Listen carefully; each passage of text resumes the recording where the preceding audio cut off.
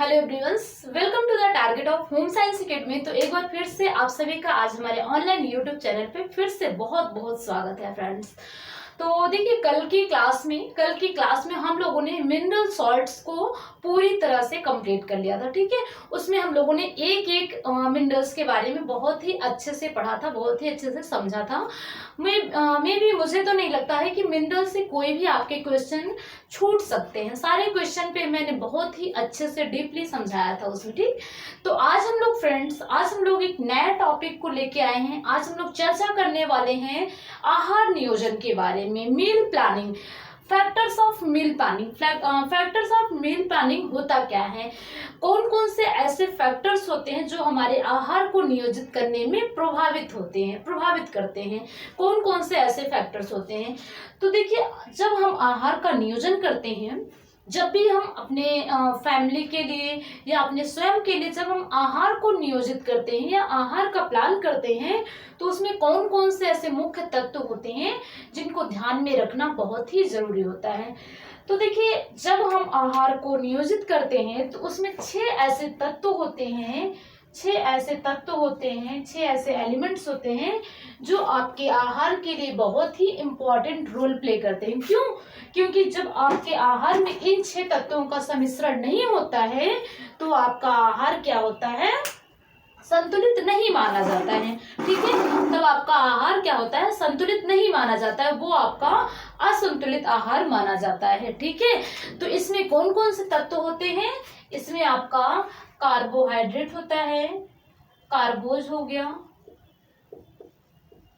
इसमें आपका कार्बोज है, वसा है जिसे हम फैट के नाम से जानते हैं, कार्बोज, वसा, विटामिन और प्रोटीन। नेक्स्ट क्या है, जल, मिनरल्स, और क्या है, वाटर, जल। तो ये छह ऐसे तत्व होते हैं, ये छह ऐसे एलिमेंट्स होते हैं जो आपके आहार के लिए बहुत ही इम्पोर्टेंट रोल प्ले करते हैं। जो आपका आहार होता है वो तभी संपूरक आहार माना जाएगा जब जिसमें इन छह तत्वों का सम्मिश्रण होगा। अगर इन छह तत्वों का सम्मिश्रण नहीं है आपके आहार में तो वो आपका आहार क्या होता है, संतुलित आहार नहीं होता है। एक चीज और ध्यान में रखना होता है इसमें, नियोजन। बात करते हैं यहाँ पे आहार नियोजन की, तो नियोजन का क्या तात्पर्य होता है, नियोजन का मतलब यह होता है कि जब भी हम आहार को किसी को भी देते हैं, अपने फैमिली को या फिर स्वयं के लिए आयोजित करते हैं, तो उसमें हमें कौन कौन सी चीजों को ध्यान में रखना होता है। साथ में हमें यहाँ पे क्या है, आयु को, एज ग्रुप, आयु, और क्या है, लिंग है, आयु, लिंग, और क्या है, कार्य, क्रियाकलाप। ठीक है,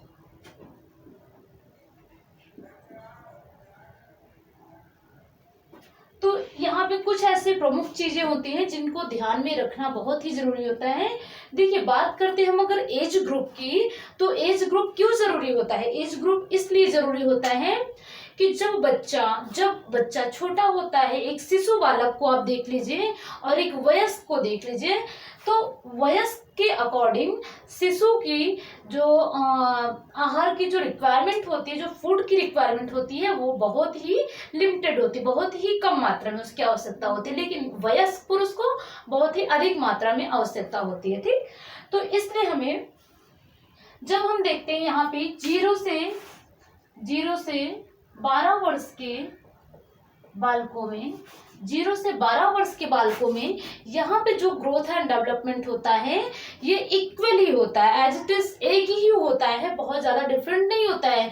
तो यहाँ पे जो आपका न्यूट्रिएंट्स की रिक्वायरमेंट होती है, फूड की जो रिक्वायरमेंट होती है, वो आपकी इक्वली होती है, सेम होती है, बहुत ज़्यादा डिफरेंट नहीं होता है। बट यहाँ पे 12 ईयर्स के जब आप अप्रॉक्स जाएंगे, जब आप उसके ऊपर जाएंगे, तो वहाँ पे क्या है, वहाँ पे आयु और लिंग दोनों को क्या है, बहुत ही ध्यान में रखना होता है। क्यों? क्योंकि अगर यहाँ पे अगर यहाँ पे 13 साल की कोई गर्ल्स है, ठीक है, और उसमें 13 साल का कोई बॉयज लड़का है, ठीक है, तो वहां पे क्या होता है, जो लड़का होता है, लड़के की जो रिक्वायरमेंट होती है, जो न्यूट्रिएंट्स की रिक्वायरमेंट होगी या फूड की रिक्वायरमेंट होती है, उसकी लड़की की अपेक्षा, गर्ल्स की अपेक्षा बॉयज की रिक्वायरमेंट अधिक होती है, ठीक है। तो उस चीज को आपको ध्यान में रखते हुए आहार को नियोजित करना होता है। एंड अगर आप देखेंगे एक वयस्क महिला और एक वयस्क पुरुष में अगर आप न्यूट्रिएंट्स को देखेंगे तो वहां पे भी क्या होता है, वहां पे भी डिफरेंट डिफरेंट फूड की रिक्वायरमेंट होती है, डिफरेंट डिफरेंट न्यूट्रिएंट्स की रिक्वायरमेंट होती है। तो वो चीजें आपको ध्यान में रखनी, मैंने आपको बता दिया था पहले ही कि कौन सी एज में कितनी रिक्वायरमेंट्स कार्बोहाइड्रेट की होती है, कितनी मात्रा में रिक्वायरमेंट प्रोटीन की होती है, कितनी मात्रा में रिक्वायरमेंट फैट की होती है। तो हर चीज के बारे में मैंने आपको एक सारणी बताया है, तो मैं उसको फिर से एक बार टेलीग्राम पे अपलोड कर दूंगी, आप लोग देख लीजिएगा कि कौन से एज में कितनी रिक्वायरमेंट होती है, कौन से प्रोटीन्स की या कौन से न्यूट्रिएंट्स की कितनी मात्रा में रिक्वायरमेंट होती है, ठीक।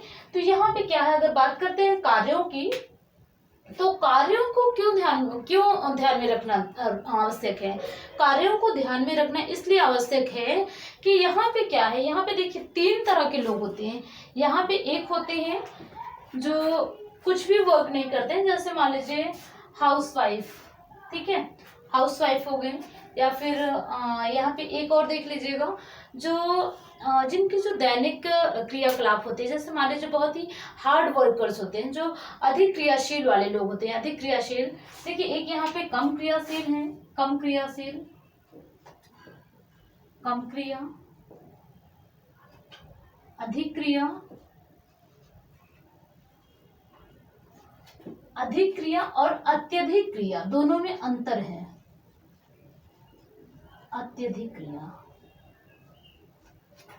अधिक और अत्यधिक में डिफरेंट इसलिए है, अधिक का मतलब होता है थोड़ा ज्यादा, अत्यधिक का मतलब होता है बहुत ही ज्यादा। जो यहाँ पे बहुत ही ज्यादा फिजिकल वर्क करते हैं उनके लिए क्या होती है, ऊर्जा, यानी कि क्या, कार्बोहाइड्रेट और फैट की रिक्वायरमेंट क्या है, बहुत ही ज्यादा मात्रा में रिक्वायर होती है। एंड जो कम क्रियाशील वाले लोग होते हैं, जो मान लीजिए जिनकी जो शिफ्टिंग होती है, जो सीट वाले वर्कर्स होते हैं, जिनके अधिक टाइम तक सीट पे बैठने का उनका वर्क होता है, उनके लिए क्या होता है, कम प्रोटीन्स और कम न्यूट्रिएंट्स के कम फैट की रिक्वायरमेंट होती है। क्यों, क्योंकि उनके पूरे दिन क्या है, मेंटल डिसऑर्डर हो रहा है, उनको मेंटली वर्क पड़ रहा है, फिजिकली वर्क ज्यादा नहीं पड़ रहा है। तो जो फिजिकल वर्क करने वाले होते हैं उनसे क्या होती है, ऊर्जा ज्यादा क्या होती है, व्यय होती है। लेकिन जो मेंटल वर्क करने वाले हैं उनसे भी ऊर्जा व्यय होती है, लेकिन इनकी मात्रा में इनकी ऊर्जा कम व्यय हो रही है, ठीक। तो इसलिए आपको यहाँ पे जब आहार का नियोजन करेंगे तो यहाँ पे हम इन 3 चीजों को बहुत ही ध्यान में रखते हुए करते हैं, ठीक। एंड इसके साथ साथ एक चीज इसमें और दिया गया है, इसमें देखिए पूछा है, क्वेश्चन में कभी कभी पूछ लेते हैं, आहार नियोजन के कुछ सिद्धांतों के बारे में बताइए। आहार नियोजन के कुछ सिद्धांतों के बारे में बताइए। इसके कुछ प्रमुख सिद्धांत हैं, जैसे कि प्रत्येक सदस्यों की दैनिक दिनचर्या को देखते हुए उनके लिए आहार का नियोजन करना, या प्रत्येक सदस्यों की आयु को देखते हुए उनके आहार का नियोजन करना, प्रत्येक सदस्यों के कार्यों को देखते हुए उनके आहार का नियोजन करना।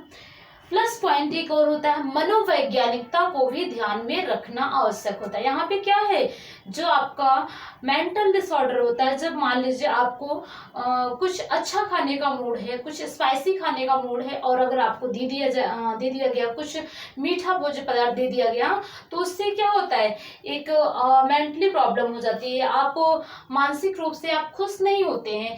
तो भोज्य पदार्थों का भी हमारे माइंड पे बहुत बड़ा प्रभाव पड़ता है, ठीक। तो इसके साथ में क्या है, मनोवैज्ञानिकता को भी ध्यान में रखना होता है।